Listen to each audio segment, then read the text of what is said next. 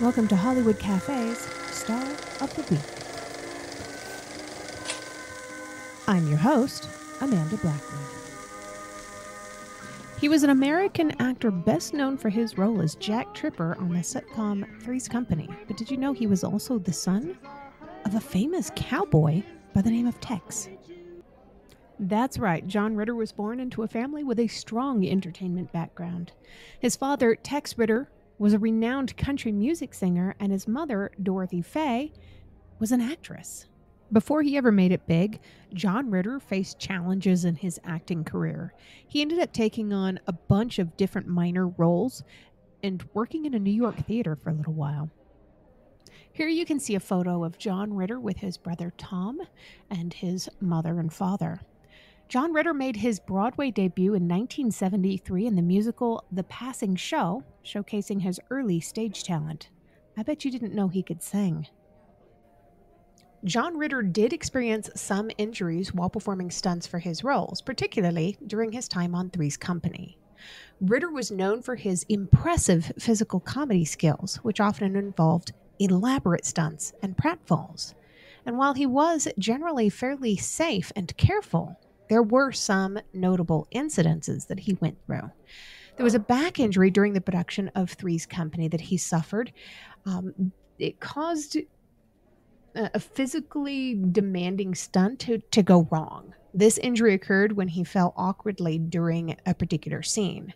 During the pain, Ritter continued to work and often performed his own stunts with remarkable dedication in spite of everything he was feeling. He also experienced minor accidents and injuries related to his physical comedy routines. He once injured his shoulder during a particularly challenging scene. The cumulative effects of performing numerous stunts and pratfalls led to some long-term physical issues for John Ritter. In the late 1980s, he underwent surgery to address ongoing problems, which were partially a result of his physical comedy work. He received his first Primetime Emmy Award in 1984. He won the award for his outstanding lead actor in a comedy series for his role as Jack Tripper on Three's Company. This award was significant in recognition of his talent and contribution to television and comedy.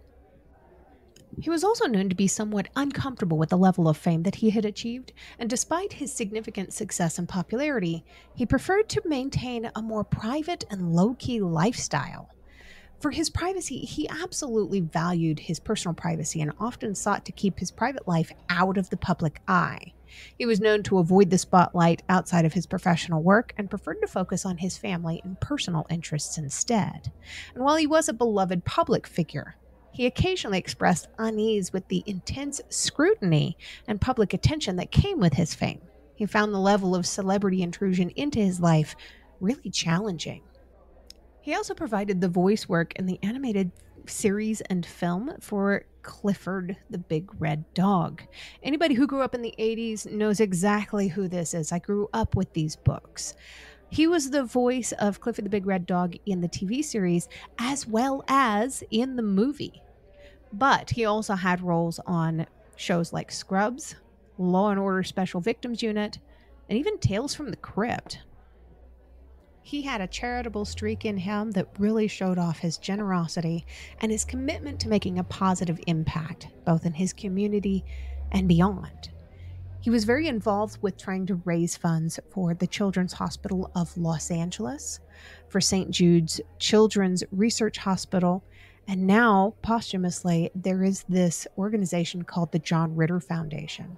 After his passing, his family established the John Ritter Foundation for Aortic Health to help raise awareness about aortic dissection and to improve research and treatment for this condition. The foundation honors John Ritter's memory, and it aims to help prevent similar tragedies. Earlier, I touched on the fact that he made his Broadway debut in the early 1970s with The Passing Show. It was a musical revue that really did showcase his early on-stage talent. But he was also in A Day in Hollywood / A Night in Ukraine in 1980. He starred in this Broadway musical, which was a combination of two one-act musical comedies. I imagine it was probably wonderful. In 1999, he also starred in a play called Don't Drink the Water, which was a farce by Woody Allen. And he was the character of the American tourist in a fictional Eastern European country. As you can see here on the screen, he was also in Neil Simon's The Dinner Party with Henry Winkler, Lynn Carew, Penny Fuller, Vian Cox, and Jan Maxwell. It had so many wonderful reviews, and people truly loved John Ritter in this. Following his death in 2003, John Ritter was recognized with several posthumous awards and honors that really did celebrate his contributions to the entertainment industry. He received his star on the Hollywood Walk of Fame in 2004, which he passed away in 2003. This was a lasting tribute to his significant impact on television and film. He received a posthumous nomination for a Primetime Emmy Award for his role in 8 Simple Rules in the category of Outstanding Lead Actor in a Comedy Series. He was inducted in the Television Academy Hall of Fame, recognizing his influential work in television as contributions to the medium in 2006. And he was awarded the Golden Boot Award in 2005, honoring his work in Western films and television shows. Although the John Ritter Foundation recognition is not a traditional award, the John Ritter Foundation for Aortic Health, established by his family, does continue to honor his legacy by raising awareness and funding for aortic health research. They are constantly looking for volunteers over there, so look them up and check them out if you get a chance. Over 20 years after we lost this man, his work is frequently referenced in television shows, films, and even comedy routines even now.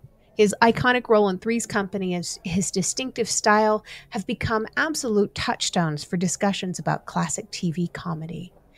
You can't really listen or watch any kind of comedy from that era without seeing or hearing some kind of a reference.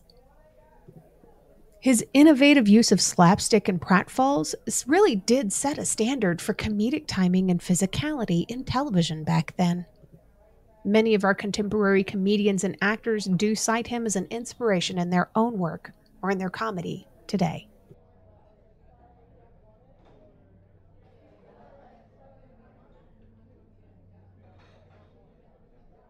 Do you have a favorite actor or actress you'd like to see me doing one of these videos on? Tell me in the comments.